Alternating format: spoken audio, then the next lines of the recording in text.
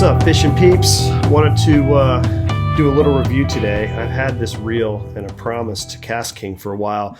Kastking reached out to me about 3 or 4 months ago, June or July, and they said, hey, would you like to try one of our reels and give us a review?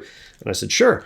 So I went and emailed back the representative, and he contacted me, and I said, well, how does it work? Do you guys send it, I review it and send it back? Or, he goes, no, we'll just send you one, you can keep it. Do you want right or left-hand crank? And I said, what kind of reel is it?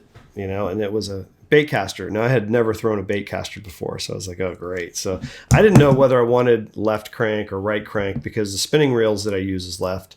So I said, well, let's just go left. And I stayed with the left crank. So he sent me what's called the Kastking Assassin reel. It's probably one of their most popular reels. It's the down the middle utility reel that they sell. And I have to tell you, I've really enjoyed using this reel. I can't say enough good about it. And it's not because they gave me one for free, because honestly, I have 2 Kastking spinning reels that I don't love. But this particular reel I like a lot. Now, in addition to this Assassin reel, I've recently purchased the Kastking Speed Demon, which is a really fast crank speed reel. I don't like how that one casts as well as I like how this one casts, because this one, I can throw it blind, not even pay attention, not even put my thumb down half the time, and this thing just throws beautifully every time. The Speed Demon is a little more tricky, and it's not as easy, but I'm getting used to it, and it's probably just the difference in reels and the user more than anything else. But I wanted to cover some of the things about this reel that might interest you, and you might want to pick one up. First of all, it's not very expensive. It's anywhere from $55 to $65 online. This is the side of the reel here. This is the front. Hopefully all this stays in focus. You can see there the star drag, and there's a couple knobs and wheels. And if you're not familiar with the way that baitcasters work, is you've got your handle.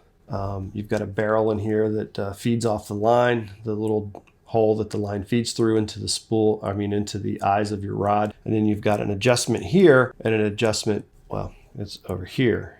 And what those are for is there's 2 times that you want to have the right tension on your spool: when you're casting and when the cast is ending.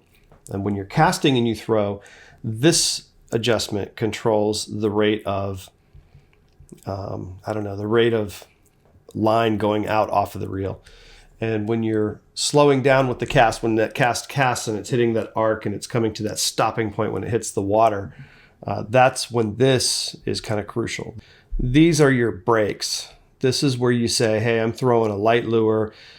I might need more braking, or I'm throwing into the wind, or whatever the case may be. It's due to weight, wind characteristics, the rod you're throwing on, all this stuff. But you can adjust these brakes. It'll slow down the bait at the end of the cast, making it more manageable. Because when the cast is over and the line is still being fed off of this reel, a lot of times what happens is it'll backlash, and I don't get hardly any backlashing from this reel at all. So this is a really well-built reel. Some of the simple specs on this is it has 12 ball bearings. It's a 6.3 to 1. I always wondered what that meant. What that means is this spool in here will turn 6.3 times to 1 crank of the handle. That's all that means. I didn't understand gear ratio for the longest time, and it was just because I didn't understand it. But yeah, this reel is solid. I've had this reel on various rods throughout the season, and I have to say the Baitcaster, one of the main things I like about it is the compact nature of it, the one-handed use. Put it on your rod and you cast it. No matter how you retrieve your baits, like when you're retrieving on a spinning reel and you bop your worm, reel up the slack, bop your worm, reel up the slack, bop your worm, reel up the slack.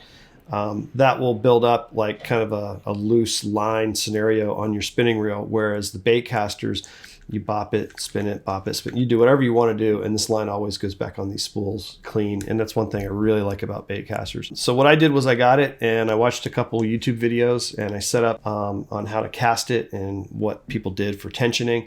And I just followed the rules of what they set up and the guidelines. And then I stood in my driveway and I kept throwing it over and over and over. And each time I would get the cast a little farther out. I'd get a little more distance, a little more accuracy. And over time, it just became second nature. It really didn't take that long. It's like riding a bike. Now when I pick it up and I throw it, it's just like I just do it. So I'm really glad that Kastking reached out. I'm glad that I've used this reel. I can definitely say this Kastking Assassin reel is a plus. It's a really good reel. If you're looking to just start out but get a solid performance reel for a low price, it's a great way to go. It's black. It looks cool. It's got foam handles. You know, it's real sleek. It's compact on the rod. It's super light, and I just can't say enough good about it. I've really enjoyed it, and I plan on using it into the future until it breaks. You know, I'm not going to spend a lot of money on gear because I don't really think I need it.